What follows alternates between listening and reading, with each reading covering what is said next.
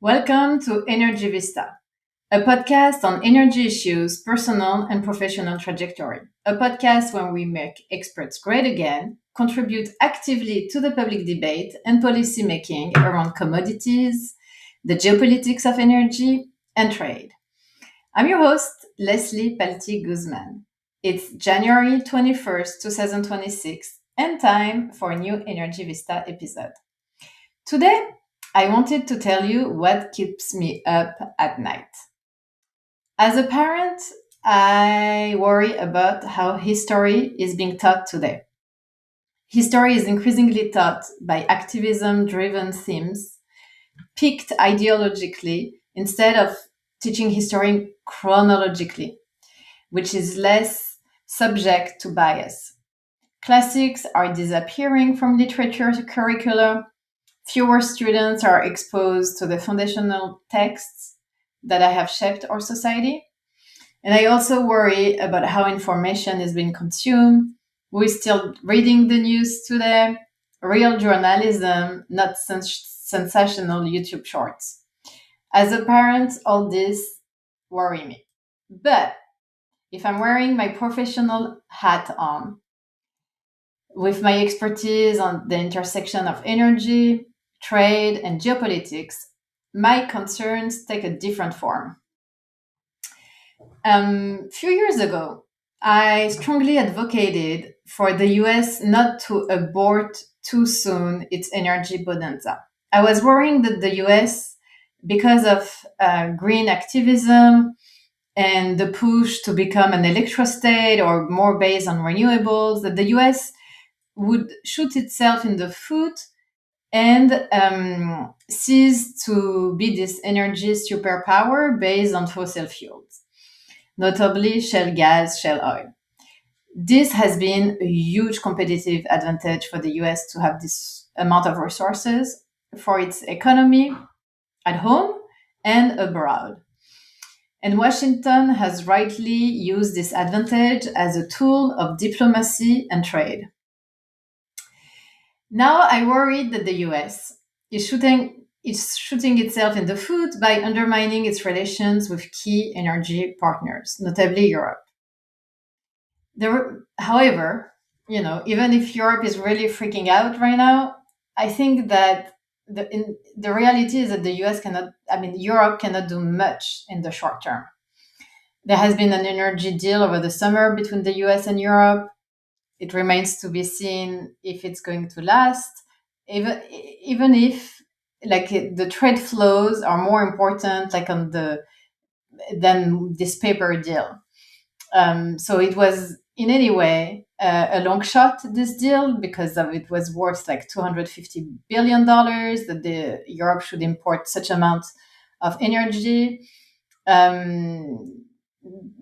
in any case, Europe has actually in 2025 imported a huge amount of LNG from the US, its highest on record, more than 100 million tons. So this shows a huge level of interdependency between Europe and the US. Europe needs US energy. It needs US shale to LNG cargoes to have a functioning economy.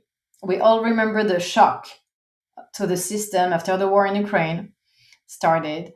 Europe's economy completely suffered. Part of its industry had to shut down because of high record electricity prices, and natural gas prices went to the roof, really impacting the competitiveness of Europe. So there is no way right now Europe can decouple from the US. There is also the risk of falling into the political rhetoric trap. History will tell whether the Greenland saga is a diversion, an imminent security threat, or a folly. Europe is freaking out. I said that, I will say it again, very, very much panicking. On my end, for now, I focus on actions and data. And that should reassure Europe. Since coming into office, the US president has unleashed US exports, notably LNG, by accelerating the permitting process. has really actually promoted low energy prices globally. Like Europe has benefited from lower oil prices, and as well as LNG prices compared to the peak of uh, 2022 when the Ukraine war started. New export facilities have taken final investment decision, and all this will eventually benefit Europe because it's more supply, abundant supply that will reach the market in the coming years and bring down prices. But exports need a market. The US needs Europe. So that's another point. Like right now, even the US cannot decouple from Europe. Um, Especially at a time when there is huge competition between LNG suppliers or even oil suppliers. Europe is a perfect market for the US. It's an attractive market because of the distance. So if you have all those tankers, oil and gas tankers crossing the Atlantic, sometimes it makes much more economic sense than crossing the Panama Canal or the Cape of Good Hope. So we need to think about routes too and what's economics for those exporters. NATO still exists. Whatever the rhetoric, the US still care for Europe and for peace. So what about the long term? In any case, Europe wanted to diversify. Europe should and can diversify its energy sources, more nuclear, eventually more renewable, more autonomy.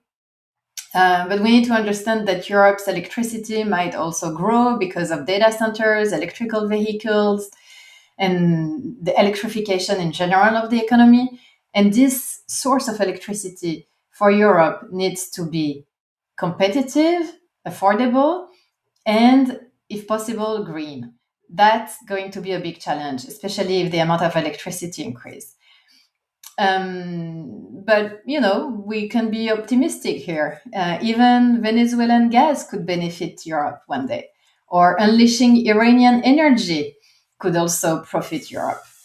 And even prior to Trump's return to the White House, Europe was already very keen in diversification, in diversifying its sources of energy. So let's continue.